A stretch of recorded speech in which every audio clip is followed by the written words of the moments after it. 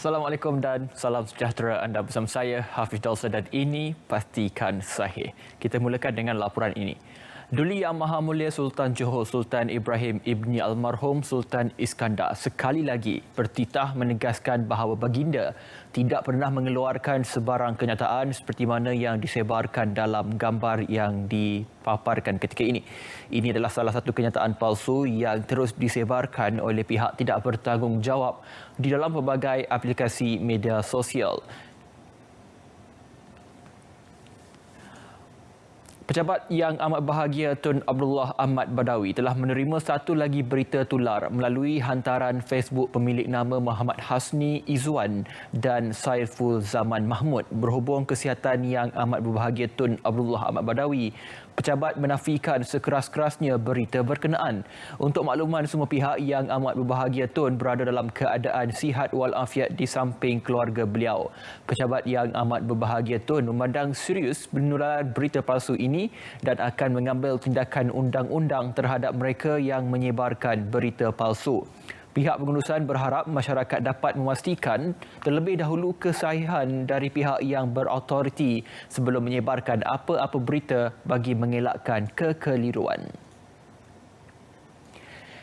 Baik, sejak akhir-akhir ini, Polis Diraja Malaysia PDRM mengesan beberapa pihak yang mempertikaikan keistimewaan pengiring keselamatan dan pengiring trafik bagi bekas Perdana Menteri. Khidmat kedua-dua pengiring berkenaan disediakan oleh PDRM berdasarkan kepada peruntukan di bawah Akta Ahli Parlimen Saraan 1980 berhubung keistimewaan bagi bekas Perdana Menteri.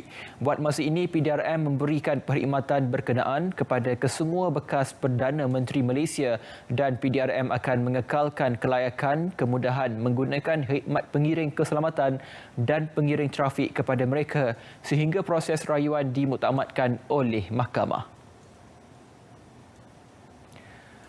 Kementerian Pendidikan Malaysia KPM ingin memaklumkan bahawa sesi persekolahan penggal ketiga bagi tahun 2021-2022 akan bermula pada 2 Januari hingga 20 Mac 2022 bagi sekolah di Negeri Kumpulan A, iaitu Johor, Kedah, Kelantan dan Terengganu, dan pada 3 Januari hingga 20 Mac 2022 bagi sekolah negeri bagi Kumpulan B, iaitu Melaka, Negeri Sembilan, Pahang, Perak, Perlis, Pulau Pinang, Sabah, Sarawak, Selangor, Wilayah Persekutuan Kuala Lumpur, Wilayah Persekutuan Labuan dan Wilayah Persekutuan Putrajaya. Kalender akademik bagi sesi 2022 dan 2023 akan bermula pada 21 Mac 2022 hingga 11 Mac 2023 bagi sekolah di Negeri Kumpulan A dan pada 21 Mac 2022 hingga 12 Mac 2023 bagi sekolah di Negeri Kumpulan B. Baik, seterusnya Suruhanjaya Pilihan Raya SPR ingin memaklumkan pindaan pada kenyataan media pada bilangan 21-2021 berkenaan dengan proses mengundi awal bagi Pilihan Raya Umum Dewan Undangan Negeri PRU Dun Melaka ke-15 pada 16 November 2021 yang telah diedarkan pada 15 November 2021 iaitu pada Isnin. Pindaan maklumat iaitu pada para yang pertama tersebut adalah seperti yang berikut. Suruhanjaya Pilihan Raya Malaysia SPR ingin memaklumkan bahawa seramai 11,557 orang pengundi akan mengundi awal pada 16 November 2021 atau pada Selasa melibatkan 24 dun bagi PRU Dun Melaka ke-15. Dalam pada itu, permohonan undi pos secara dalam talian bagi Pilihan Raya Negeri PRN Sarawak ke-12 buat warga negara Malaysia di luar negara dan mereka dalam sektor keselamatan kesihatan telah dibuka bermula 8 hingga 24 November depan. Setiausaha Suruhanjaya Pilihan Raya Malaysia SPR, Datuk Ikmaruddin Ishak dalam satu kenyataan berkata, permohonan undi pos itu adalah dibuat pengundi kategori borang 1B iaitu warga negara Malaysia yang berada di luar negara dan kategori borang 1C iaitu 9 agensi dalam sektor keselamatan dan kesihatan sahaja. Katanya, manakala bagi permohonan undi pos kategori borang 1A iaitu petugas pilihan raya ahli, pegawai SPR, anggota polis, anggota tentera dan petugas media akan dimaklumkan kelak. Baik alih atau sembunyi harta secara fraud. Keldai akaun boleh dakwa di bawah Seksyen 424 Kanun Keseksaan. Kenapa? Kerana perkara ini telah pun ditulis bahawa barang siapa secara tidak jujur atau secara fraud menyembunyikan atau mengalih apa-apa hartanya sendiri atau harta seseorang lain atau menolong menyembunyikan atau mengalihkannya. Dengan penyerahan akaun bank anda kepada pihak ketiga, iaitu penjenayah, untuk digunakan, anda sebenarnya menolong penjenayah untuk menyembunyikan atau mengalihkan harta mangsa penipuan. Dan kedai akaun pula merujuk kepada individu yang menyerahkan akaun bank miliknya kepada individu lain untuk digunakan. Akaun bank tersebut kemudiannya digunakan bagi menerima atau memindahkan wang hasil jenayah tersebut. Kedai akaun biasanya akan menerima bayaran sekitar RM500 sehingga RM1,000 sebulan atau dijual dengan harga RM300 hingga RM1,000 sekeping kad ATM. Kedai akaun juga terdiri daripada peminjam ahlong. Mereka menyerahkan kad ATM kepada ahlong dan kemudiannya tidak membatalkan kad tersebut dengan pihak bank.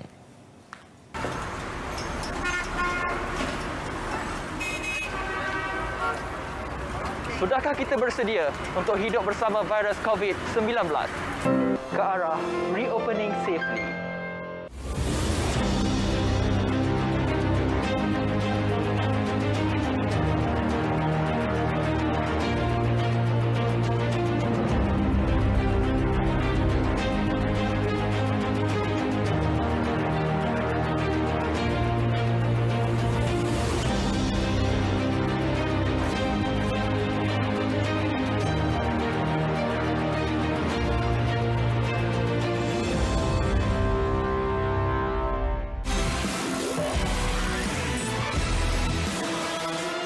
Bagi menambah baik sistem sokongan sedia ada buat kaum ibu berkerjaya, RM30 juta disediakan untuk menyediakan kemudahan taska di bangunan-bangunan kerajaan, terutamanya di hospital dan universiti awam. Kerajaan juga menggalakkan majikan sektor swasta untuk pengaturan kerja fleksibel serta menyediakan kemudahan taska di pejabat. Untuk itu, selain insentif cukai, kerajaan turut akan meminda garis panduan bagi membenarkan taska beroperasi di aras melebihi tingkat 1 pejabat.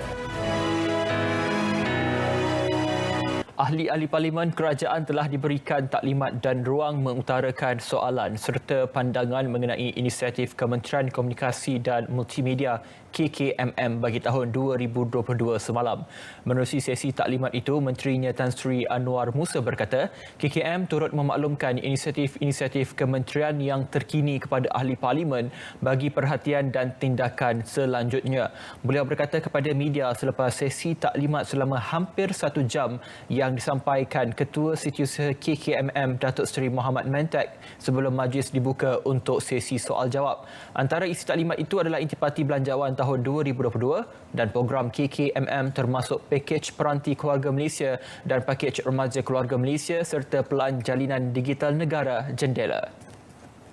Termasuklah konsep jaringan keluarga Malaysia untuk meningkatkan community empowerment dan juga komuniti keluarga Malaysia dan juga pusat ekonomi desa pusat ekonomi digital keluarga Malaysia, invention ataupun penambahbaikan yang sedang kita lakukan yang memerlukan sokongan dan juga dokongan daripada ahli-ahli parlimen di kawasan mereka masing-masing.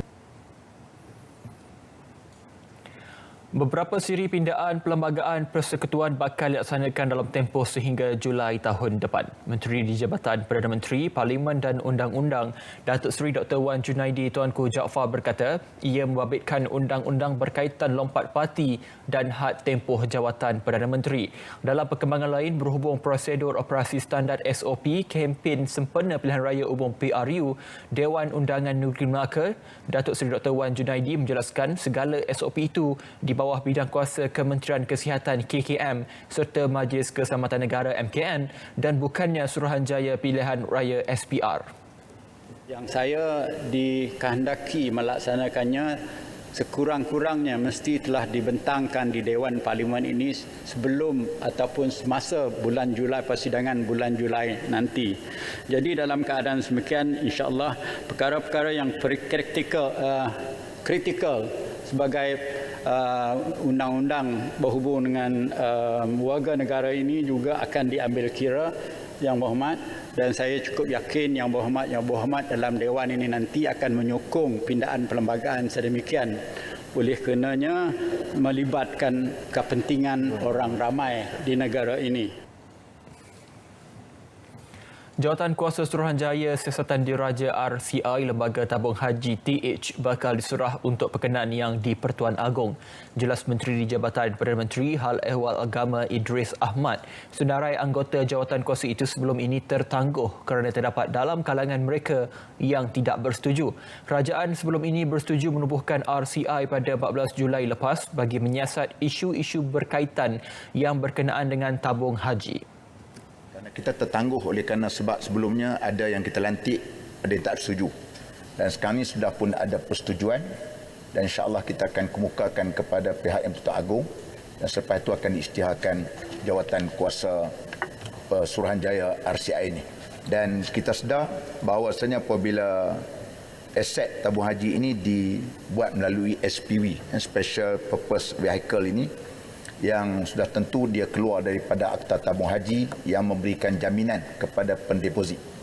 Dan apabila dah diuruskan melalui syarikat, maka sudah tentu kalaulah na'udzubillah min zalik terjadi suatu perkara yang tidak diinginkan, maka ia akan memberikan kesan kepada pendeposit. Maka sebab itulah kita harapkan supaya RCI dapat dilunaskan, mungkin kita beri masa dalam 3 bulan ataupun habis lama 6 bulan.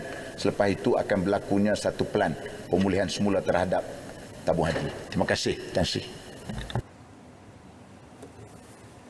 Hak keistimewaan Bumiputera tidak akan terjas sekiranya kerajaan meratifikasi Perjanjian Komprehensif dan Progresif bagi Perkongsian Trans-Pasifik CPTPP. Tegas Menteri Kanan Perdagangan Antarabangsa dan Industri Datuk Seri Muhammad Azmin Ali, hak keistimewaan Bumiputera merupakan salah satu tunjang perlembagaan persekutuan.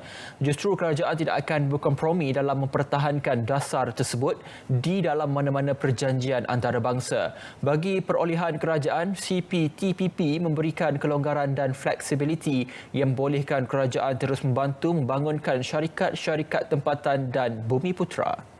Dalam menggubal perjanjian ini, pegawai-pegawai kementerian dan kerajaan telah berjaya untuk mengadakan carve-out policy bagi menjamin kepentingan Bumiputera. Izinkan saya membaca salah satu provisions dalam perjanjian ini, Tan Sri Yang di-Pertua. Malaysia reserves the right to adopt or maintain any measure that provides assistance to Bumiputera for the purpose of supporting Bumiputera participation in the Malaysian market. Inilah fleksibiliti dan kelonggaran yang telah diberikan kepada Malaysia dalam menjamin keistimewaan dan hak Bumiputera seperti yang terkandung dalam Perlembagaan Persekutuan. Platform yang disediakan Radio Televisyen Malaysia RTM kepada semua calon bertanding pilihan raya umum PRU Dewan Undangan Dun Melaka perlu dimanfaatkan sebaiknya. Ahli Majlis Kerja Tertinggi UMNO Datuk Seri Rizal Naina American berkata, calon boleh mempromosi diri dan manifesto masing-masing secara meluas. Beliau ditemui media ketika membantu kempen calon Barisan Nasional BN kerusi Dun Bemban Datuk Koh Chin Han.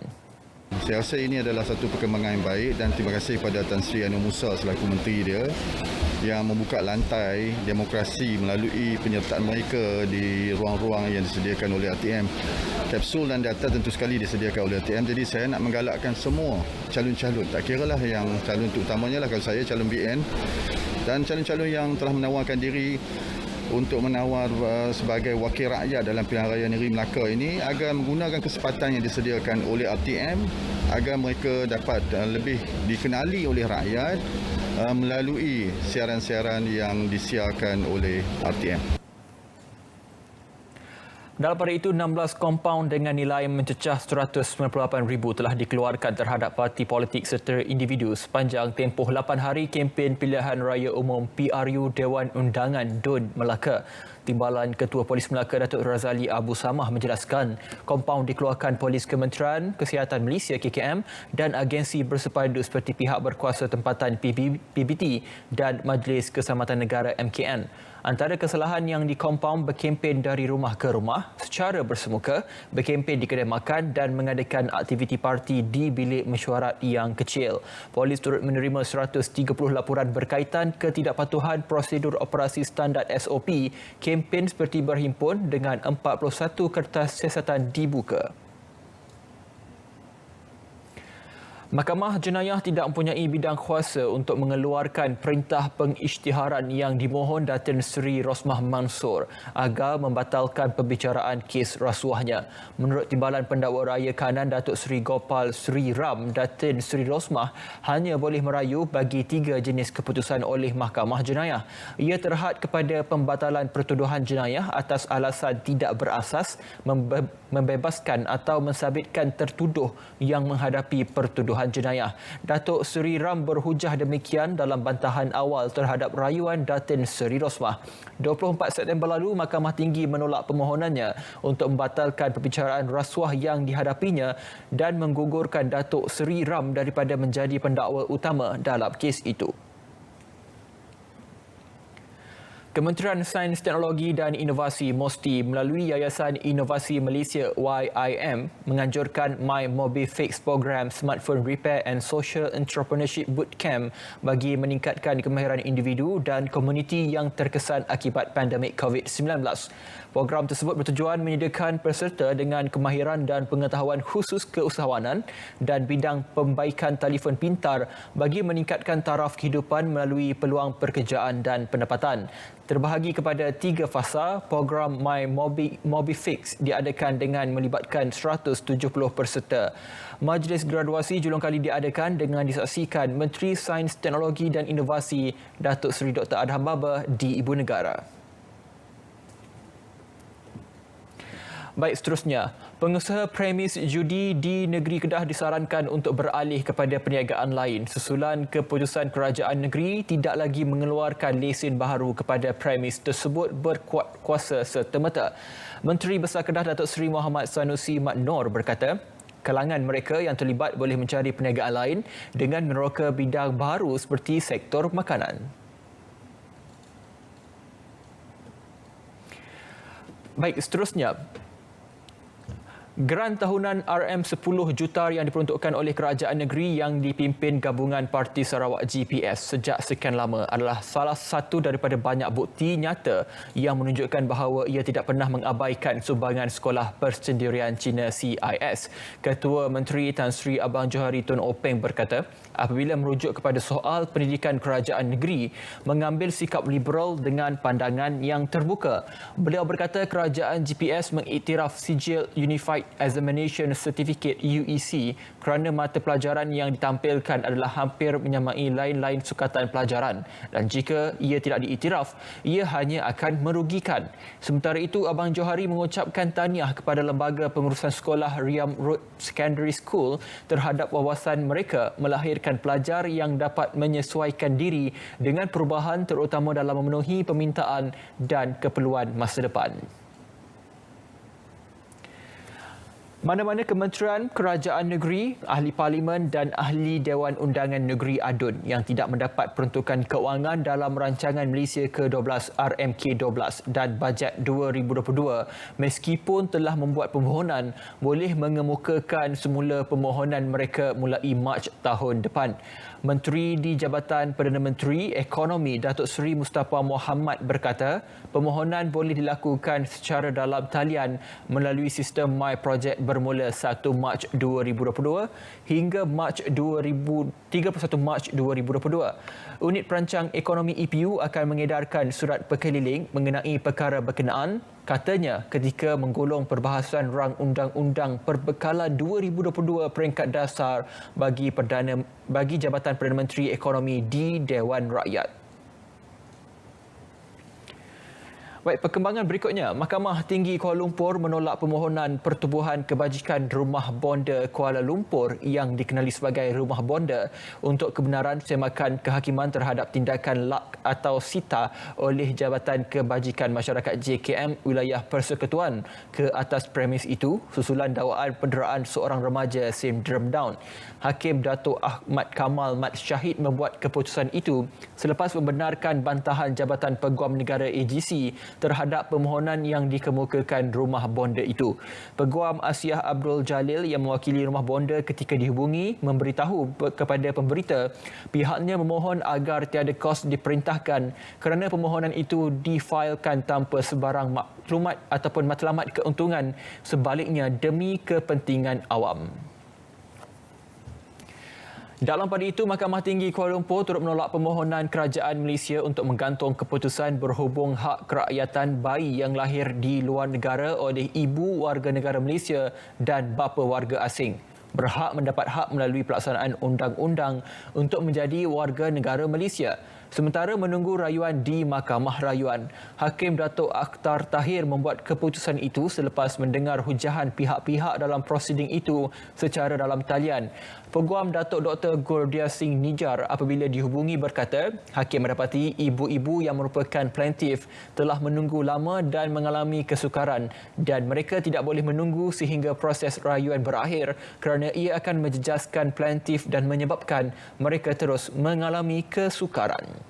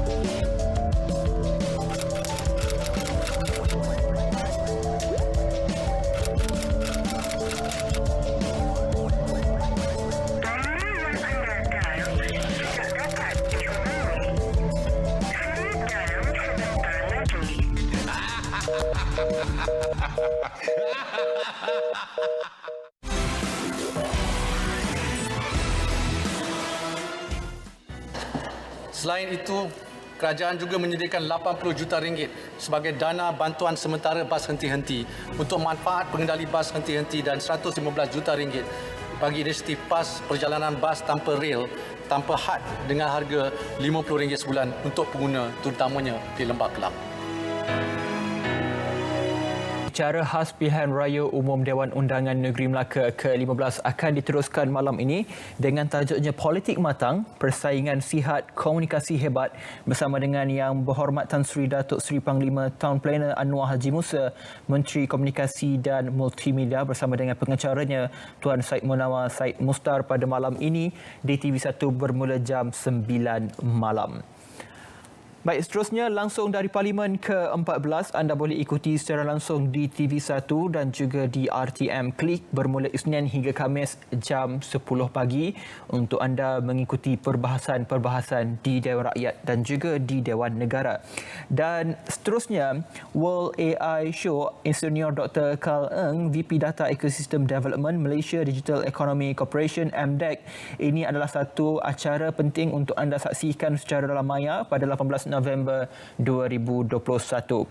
Dan seterusnya perkongsian yang dimuat oleh Persatuan Pengguna Islam Malaysia berkenaan dengan pemakaian helmet untuk menjaga keselamatan anak-anak anda dan bukannya untuk ibu bapa sahaja. Anda perlu mengambil perkara ini dengan lebih serius. Dan juga perkongsian sama turut dikongsikan berikutan kepada insiden yang menyayat hati baru-baru ini. Jadi anda perlu mengingatkan anda untuk jangan berada di zon merah seperti mana yang tertera di kaca TV ketika ini. Dan seterusnya, bagi pencinta haiwan peliharaan seperti kucing dan sebagainya, vaksin untuk si manja perlu ataupun tidak? Ini akan dibincangkan bersama dengan Dr. Johaimi Johari berkenaan dengan perkara ini menerusi Google Meet yang tertera di dalam gambar. Dan seterusnya, KPI Talk Show pada 16 November 2021 bersama dengan dua belia hebat dalam bidang politik dengan tajuknya Topik Belia dalam Politik. Jadi anda boleh ikuti secara langsung di Majlis Belia Malaysia. Baik, seterusnya ikon sukarelawan Belia Malaysia, hadiah utama menanti anda iaitu berjumlah RM1,500 berserta sijil penyertaan terbuka kepada lelaki dan wanita bermula 15 November hingga 26 November 2021. Jadi anda boleh imbas QR code yang tertera untuk maklumat lanjut.